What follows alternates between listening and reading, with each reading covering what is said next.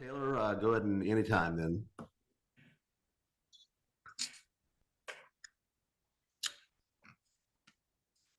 All right, everybody, good morning. Welcome to the Tuesday, August 29th meeting of the Public Works and Infrastructure Committee. My name is Tony Emerson. I get the honor of chairing the committee this year. And if the two other members could please introduce themselves.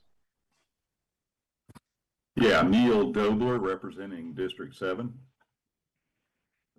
Michelle Hofer representing District 9. All right, everyone. Our first order of business is to approve the minutes from the July 11th meeting. If I'd entertain a motion.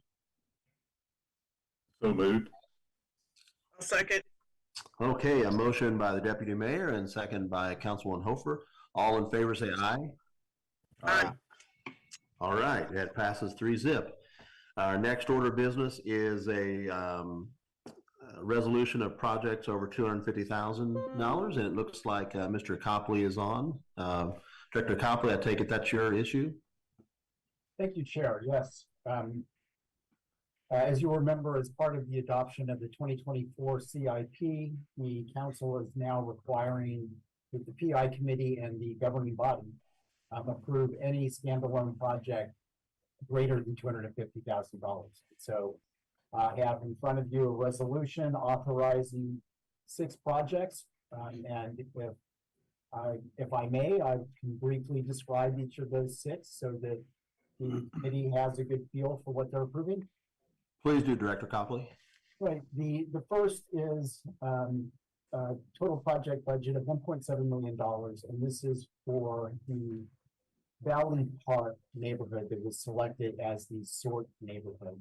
And staff has identified and the NIA has approved a list of projects, including some mill and overlay, full reconstruction, microsurfacing, as well as some full depth catchment.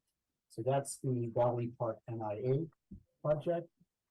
Then the next project I have is the North Topeka West NIA. They were allocated some additional sort planting to the tune of $433,000 by then City Manager Trout. And the NIA has identified 3 streets in their neighborhood that they would like to have mill and overlaid, and that will include a little bit of full depth patching where necessary. The next project that I have for you is the intersections of 6th and Oakley and 6th and McVicker. As has been discussed many times at council meetings, the aggregate used in that concrete was a soft limestone. All of the joints are failing. We've got some major failure of the panels as well. So this project is basically for full depth concrete pavement repair and possible panel replacement at those intersections.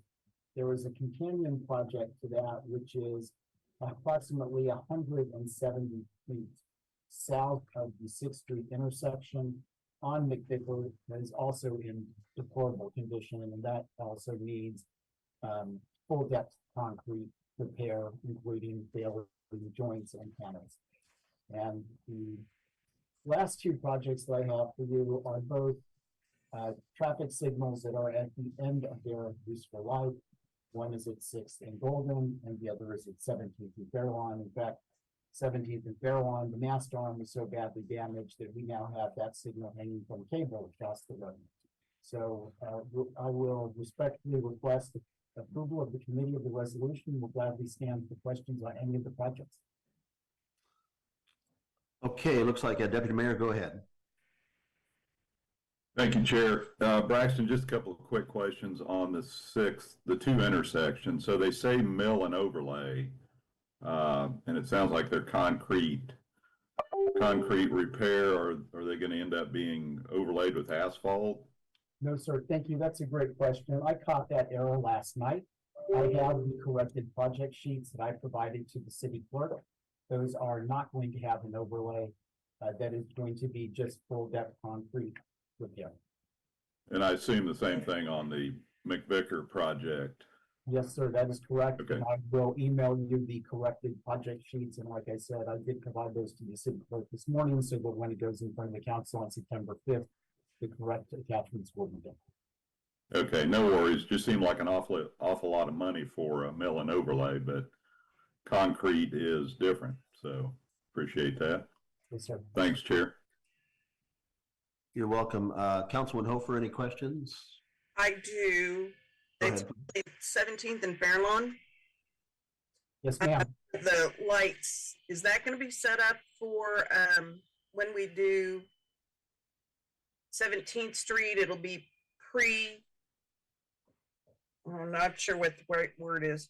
I want to Sure. make sure it's ready for the 17th Street project, so we're ahead of the game.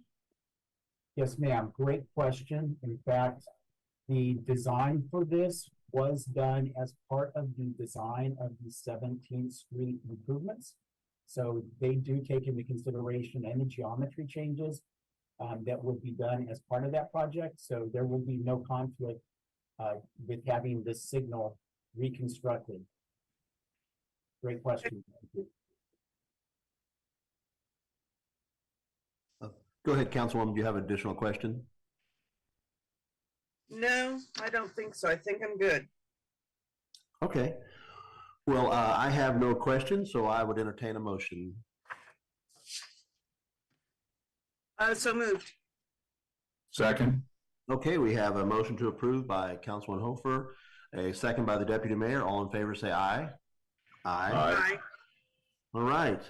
That passes 3-0.